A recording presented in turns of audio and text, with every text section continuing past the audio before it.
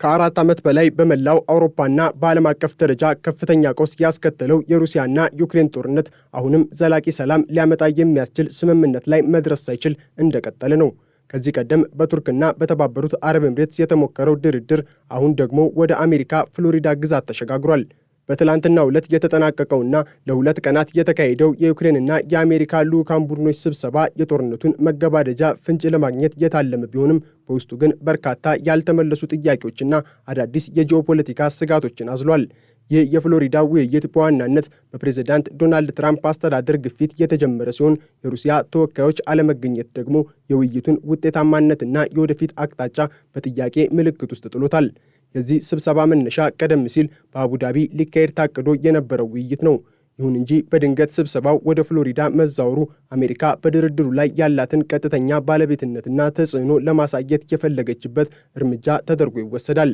ስብሰባው የተካሄደው በፕሬዝዳንት ትራምፕ የግል ይዞታዎች አቅራቢያ መሆኑ ጉዳዩ ከመደበኛው የውጭ ጉዳይ መስመር ወጥቶ ወደ ልዩ ስምምነት መሸጋገሩን ያሳያል ሲል ዘጋርዲያን አስነብቧል። በዚህ ከፍተኛ ትኩረትን ባገኘ ውይይት ላይ የሩሲያ ተወካዮች አለመሳተፋቸው ትልቁ አነጋጋሪ ነጥብ ሆኗል። በመሰረቱ ያለ ተፋላሚው ወገን ተሳትፎ የሚደረግ የሰላም ድርድር የአንድ ወገን ፍላጎት ማስተናገጃ ሊመስል ይችላል። ሩሲያ በመጀመሪያው በአቡዳቢው ስብሰባ ላይ ትገኛለች ተብሎ ቢታሰብም በፍሎሪዳው መድረክ አለመገኘቷ በርካታ አንድምታዎች አሉት። በመጀመሪያ ደረጃ ሞስኮ አሁንም በራሷ ቅድመ ሁኔታ ላይ መቆሟንና የአሜሪካን አዲስ የሰላም ዕቅድ ገና በጥርጣሬ እንደምትመለከቱ ያሳያል። የክሬምሊን ባለሥልጣናት ጦርነቱን ለማቆም የዩክሬን ግዛቶችን የመውሰድና የኔቶ አባልነት ጥያቄን ሙሉ በሙሉ ውድቅ ማድረግን እንደ መደራደሪያ እያቀረቡ ባሉበት በአሁኑ ወቅት አሜሪካና ዩክሬን ብቻቸውን መምከራቸው የሩሲያን ተለዋዋጭ ባህሪ ለመረዳትና የጋራ አቋም ለመያዝ ያለመ ሊሆን እንደሚችል ይገመታል ሲል ሮይተርስ ዘግቧል። በሌላ በኩል ሩሲያ ከውይይቱ መቅረቷ ምናልባትም የትራምፕ አስተዳደር ከዩክሬን ጋር አስቀድሞ የቤት ሥራውን እንዲጨርስ የመጠበቅ ስልት ሊሆን ይችላል። ሞስኮ የዩክሬን የፖለቲካ መዋቅር እንዲዳከምና የምዕራባውያን ድጋፍ እንዲቀንስ ስለምትፈልግ አሜሪካ ዩክሬን ላይ የምታደርገውን ጫና በጥሞና እየተከታተለች ትገኛለች። ሩሲያ ባለመገኘቷ የተነሳ የሰላም ንግግሩ ጎዶሎ ቢሆንም በምርኮኛ ልውውጥ ዙሪያ የተገኙት ፍንጮች ግን ዲፕሎማሲው በሌላ መስመር እየሰራ መሆኑን ያሳያል። ፕሬዝዳንት ዘለንስኪ ምርኮኞችን መለዋወጥ መቻሉ ዲፕሎማሲ እየሰራ መሆኑን ማረጋገጫ ነው በማለት ለዚህ የተስፋ ጭላንጭል እውቅና ሰጥቷል። በፍሎሪዳ ውይይት ላይ በዝርዝር ከቀረቡት ነጥቦች መካከል የአሜሪካው አዲስ የሰላም ዕቅድ ቀዳሚው ነው። ይህ ዕቅድ 2 ዋና ዋና ምሰሶዎች አሉት።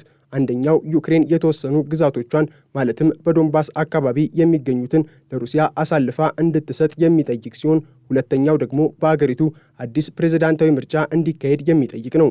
ፕሬዝዳንት ዘለንስኪ ለዚህ ዕቅድ ያላቸው አቋም እጅግ ውስብስብ ነው። በአንድ በኩል የአሜሪካን ወታደራዊና ኢኮኖሚያዊ ድጋፍ ለማቆየት የዋሽንግተንን ፍላጎት ማዳመጥ ይኖርባቸዋል።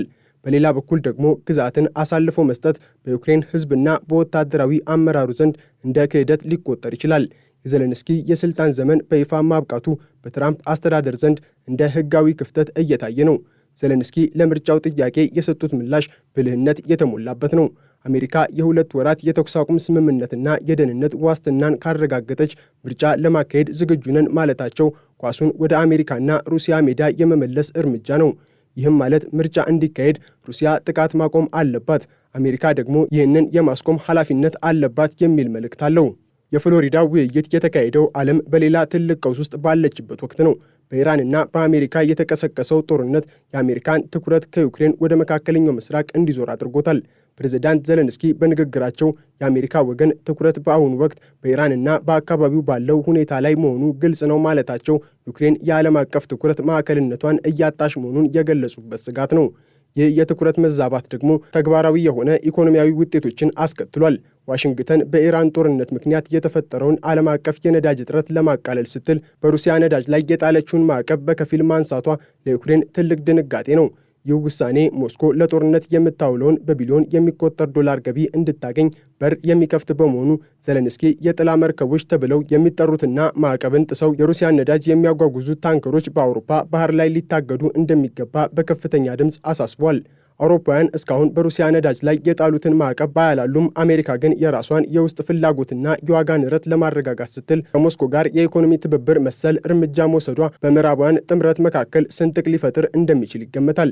የፍሎሪዳ ውይይት ውጤት በዩክሬን የውስጥ ፖለቲካ ላይም ትልቅ ንዝረትን ፈጥሯል። በተለይም የቀድሞ የጦር ኃይል ጠቅላይ አዛዥና በአሁኑ ወቅት በብሪታንያ የዩክሬን አምባሳደር የሆኑት ቫለሪ ዛሉዥን የሰጡት አስተያየት የልዩነቱን ጥልቀት ያሳያል።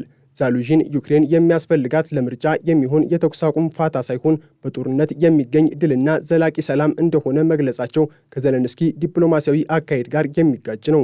ይህ ወታደራዊ አመለካከት በዩክሬን ሕዝብ ዘንድ ትልቅ ድጋፍ ያለው ሲሆን ዛሉዥን እንደ ጠንካራ የወደፊት ፕሬዝዳንታዊ እጩ እንዲታዩ አድርጓቸዋል። ይህ በዲፕሎማሲውና በወታደራዊ መስመር መካከል ያለው ልዩነት ዩክሬን ከአሜሪካ ጋር በምትደራደርበት ወቅት ያላትን የመደራደር አቅም ሊያዳክመው ይችላል። ሩሲያም ይህንን የውስጥ መከፋፈል እንደ መልካም አጋጣሚ በመጠቀም የዩክሬንን የፖለቲካ መረጋጋት ለማናጋት እንደምትሞክር ይጠበቃል ሲል አሶሺየትድ ፕሬስ አስነብቧል። የፍሎሪዳው ምክክር መጠናቀቅ የጦርነቱን ማብቂያ አያበስርም። ይልቁንም ጦርነቱ ወደ አዲስና ረጅም ወደ ሆነ የድርድር ሂደት መሸጋገሩን ያሳያል። የሩሲያ አለመሳተፍ ድርድሩ ገና በጅምር ላይ መሆኑን ቢጠቁምም አሜሪካ ጉዳዩን ገንቢ ስትል መግለጿ ግን ከሩሲያ ጋር በስተጀርባ የሚደረጉ ንግግሮች መኖራቸውን ያመላክታል። ለዩክሬን ትልቁ ፈተና የሚሆነው የአሜሪካ ትኩረት ወደ ኢራን በዞረበት በዚህ ወቅት የራሷን የሉዓላዊነት ጥያቄና የግዛታዊ አንድነት ፍላጎት እንዴት አስጠብቃ እንደምትቀጥል ነው። የሩሲያ የጥላ መርከቦች ጉዳይና የማዕቀብ መላላት ጦርነቱን የማራዘም አቅም ያላቸው በመሆኑ አውሮፓ በዚህ ረገድ የምትወስደው አቋም ወሳኝ ይሆናል። የፍሎሪዳውን ውይይት የመሩት የፕሬዝዳንቱ የቅርብ ታማኝና አማች የሆኑት ጃሬድ ኩሽነርና መልእክተኛቸው ስቲቭ ዊትኮፍ መሆናቸው ዋሽንግተን ጉዳዩን ከወትሮ በተለየ የንግድና የፖለቲካ ስምምነት መልክ ለመፍታት መነሳቷን ያረጋግጣል። ኩሽነር ቀደም ሲል በመካከለኛው ምስራቅ የአብርሃም ስምምነትን በማስተሳሰር ረገድ የነበራቸው ልምድ አሁን ደግሞ በምስራቅ አውሮፓ ያለውን ግጭት ለመፍታት እንደ መሳሪያ እየተጠቀሙበት ይገኛሉ። ይህ የልዑካን ቡድን አመራር ምርጫ የሚያሳየው አሜሪካ ከባህላዊ ዲፕሎማሲ ይልቅ ፈጣንና ውጤት ተኮር ስምምነቶችን እንደምትመርጥ ነው። በአጠቃላይ የፍሎሪዳው ስብሰባ ዓለም አቀፍ ፖለቲካ ከመርህ ይልቅ ወደ ጥቅምና ወደ ስምምነት ጥበብ እያዘነበለ መሆኑን ያሳየበት መድረክ ነው። ሩሲያ ባለመገኘቷ የተነሳ የሰላሙ መንገድ እሾህ የበዛበት ቢሆንም የምርኮኞች ልውውጥና የንግግር በሮች ክፍት መሆን ግን እንደ ተስፋ የሚታዩ ናቸው። ዩክሬን ግን በምዕራባውያን ድጋፍ መላላትና በሩሲያ ወታደራዊ ግፊት መካከል ቆማ የመኖርና ያለመኖር ትግሏን በዲፕሎማሲው ጠረጴዛ ላይም ቀጥላለች። የዚህ ድርድር ቀጣይ እርምጃዎች የሚወሰኑት ሩሲያ ለቀረበላት ጥሪ በምትሰጠው ምላሽና አሜሪካ በዩክሬን ምርጫ ላይ በምትሰጠው የደህንነት ዋስትና ላይ ይሆናል። እስከዚያው ግን ጦርነቱ በጦር ሜዳም ሆነ በዲፕሎማሲው መስክ እንደቀጠለ ይቆያል። የፍሎሪዳው የ2 ቀናት ምክክር ለዓመታት ለዘለቀው ደም አፋሳሽ ጦርነት መቋጫ ይዞ ይመጣል ወይስ የዲፕሎማሲያዊ ጨዋታ አካል ብቻ ሆኖ ይቀራል የሚለው ገና ምላሽ አላገኘም። ሆኖም ዋሽንግተን ጦርነቱን ለማቆም ያሳየችው አዲስ ተነሳሽነትና ዩክሬንም በቅድመ ሁኔታ ላይ የተመሰረተ ምርጫ ለማካሄድ ያሳየችው ፈቃደኝነት ግጭቱ ወደ መጨረሻው ምዕራፍ እየተቃረበ መሆኑን የሚጠቁሙ ምልክቶች ሊሆኑ ይችላሉ። ቀጣዮቹ ሳምንታትና ወራት ሩሲያ ወደ ድርድር ጠረጴዛው ትመጣለች ወይስ በጦር ሜዳው ግፊቷን ትቀጥላለች የሚለውን የሚወስኑ ይሆናሉ።